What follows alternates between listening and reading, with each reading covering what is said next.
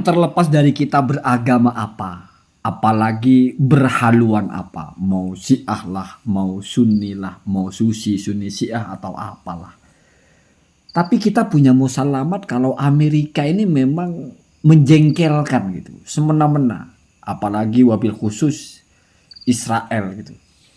Dan faktanya yang berdiri tegak melawan mereka bukan hanya omon-omon, tapi juga terbukti itu ya Iran. Maka saya heran kalau ada orang yang masih nyinyir kepada Iran. Artinya begini, secara psikologis ketika kita punya musuh, tapi kita nggak berani, kita masih takut ekonomi kita dicekal, takut nanti rupiah goyang, takut nanti bisnisnya nggak jalan, takut nanti ininya itu, sehingga kita memilih untuk diam gitu.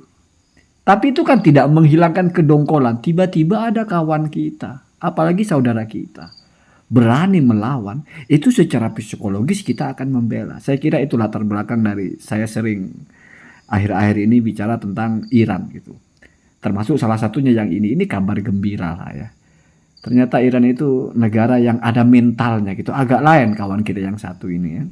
Jadi ini ada ketua parlemen Iran ya, Bagir Kolibaf namanya, dengan lantang berbicara di depan parlemen yang menantang secara terbuka kepada Amerika itu, ya silahkan datang ke tempat kami, coba kalian serang gitu.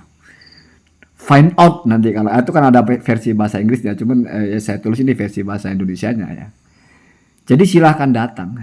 Iran cuma memastikan langkah realnya yang akan ditempuh pertama kali mungkin yaitu menghantam pangkalan-pangkalan Amerika yang ada di Timur Tengah itu. Bisa collab juga kalau itu semua jadi hantam. Dan itu sudah pernah terbukti ketika Amerika menyerang pangkalan nuklirnya di Iran, langsung dihantam yang di Qatar itu. Gak omon-omon. Kita mendengar narasi ini ya. Wallahu alam akan terjadi atau tidak. Ini pesai war atau juga memang sesuatu yang akan dilaksanakan atau tidak. Tapi setidaknya kita ada kegembiraan. Karena disitulah kita akan tahu kita ada di pihak mana. Saya masih heran kalau ada orang yang mendukung Amerika lah, mendukung Israel lah. Entah agamanya apa. Ini nggak masalah agama sebetulnya. Tapi masalah ada orang yang sok jago semena-mena gitu. Mencaplok sana, caplok sini. Dan korbannya sudah kita lihat. Dengan mata telanjang kita menyaksikan. Bagaimana mulai dari Irak menjadi porak-poranda. Suriah porak-poranda. Libya porak-poranda. Kalau kita mendengarkan paparan para pengamat Timur Tengah itu semua narasinya sama. Pola-pola yang diterapkan juga sama. Dibikin chaos di negaranya, lalu dimasuki. Lalu ada kelompok yang anti. Jadi orang-orang yang di dalam itu yang dibiayai. Bukan diserang dari luar, tapi digeroko dari dalam. Sehingga nanti format runtuhnya negara itu bukan oleh negara lain diinvasi, bukan. Tapi didemo oleh rakyatnya. Digulingkan pemimpinnya oleh rakyatnya sendiri. Ya seperti yang saya bilang. Seperti tukang ngadu ayam gitu. Dia gak ikut berantem, cuman ngemodalin dia beli ayam. Dia kasih jamu, dia pertajam jalunya, diadu dengan ayam orang. Setelah diadu berantem, kan ada yang menang ada yang kalah tuh. Ketika yang menang kan dapat piala tuh. Yang ngambil piala bukan ayamnya. Yang dapat duit, dapat profit bukan ayamnya. Ayamnya dapat luka-luka. Yang kalah mati, yang menang luka-luka, paling diobati. Begitu juga satu negara ketika ada kelompok di situ, misalnya Suriah misalnya sekarang itu. Yang mendapatkan banyak keuntungan bukan orang Suriahnya ketika terjadi itu, tapi siapa yang akan berkuasa di situ. Begitu juga konflik-konflik di daerah-daerah lain diadu, mesti karena sponsornya ini punya tujuan gitu. Entah mau menguasai minyaknya atau apa. Cuman kita menyaksikan memang kalau berhadapan dengan negara-negara Islam, Amerika ini agak lain polanya, nggak main seradak seruduk, main gempur. Seperti Venezuela itu langsung ditangkap presidennya, nggak kayak gitu kayaknya. Dari rentetan negara-negara Islam yang runtuh oleh ulah Amerika ini, nggak ada yang presidennya ditangkap oleh Amerika itu. Saddam Hussein misalnya, Muammar Gaddafi misalnya, atau Bashar Assad misalnya, nggak seperti Venezuela itu.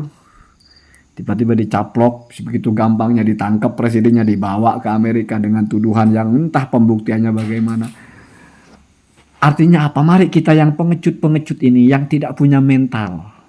Negara kita juga tidak mungkin berani bersikap apapun. Paling kutuk mengutuk.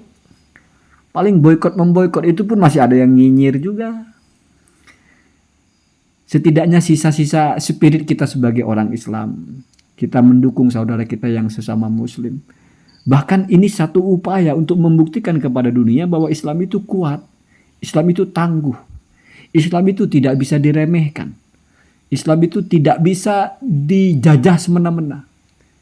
Walaupun kalau kita hitung negara-negara yang Islam itu, ya apalagi kalau bicara Arab lah, kata ya Allah ya Karim, nggak ada nyalinya gitu.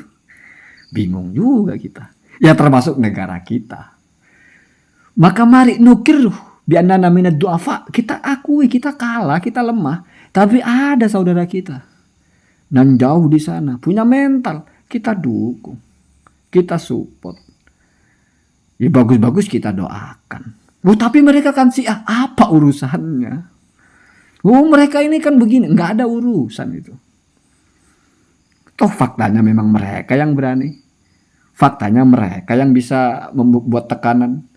Bahkan sedemikian dunia gregetan kepada Israel. Yang menggempur ya mereka. Yang mampu memporak-porandakan Tel Aviv. Setelah sekian lama merasa paling jaya, paling hebat, paling semena-mena, dikentutin semua negara. Dikecam PBB, enteng aja. Digempur oleh Iran, lain cerita. Satu-satunya mahkota kita di dunia ini yang mampu menunjukkan Islam punya kekuatan, Iran. Itu pun dalam keadaan yang sangat kritis. Bagaimana negaranya di embargo, bagaimana pergerakan ekonominya dihambat sebegitunya. Artinya kalau Iran itu negara yang bebas, tidak ada embargo, mungkin sudah tamat musuh-musuhnya itu. Nah, maksud saya begitu ya. Jadi ini konten saya ini tidak ada penting-pentingnya kita memberikan informasi masalah Iran lah, enggak. Saya bukan pengamat juga. Saya juga tidak layak juga memberikan analisa ini itu, tapi setidaknya saya upload konten ini sebagai ya kita yang pengecut-pengecut yang enggak berani gitu. Yang menyampaikan dukungan lah setidaknya ya. Sama dengan apa bahasanya?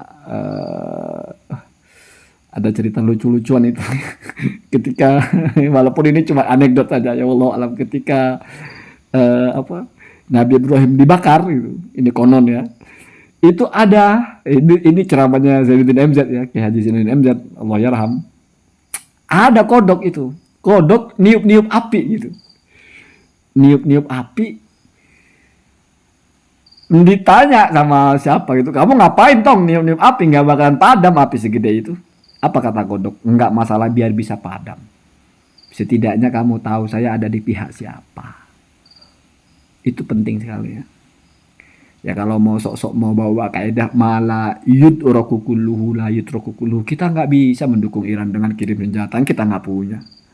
Kita nggak bisa juga kirim tentara untuk kita masih sibuk di sini, sibuk MBG lah, sibuk korupsi lah, sibuk inilah, sibuk macam-macam sibuk. Tapi ada di padang pasir sana yang jauh ya. Saudara-saudara kita yang gak mikirin makan apa.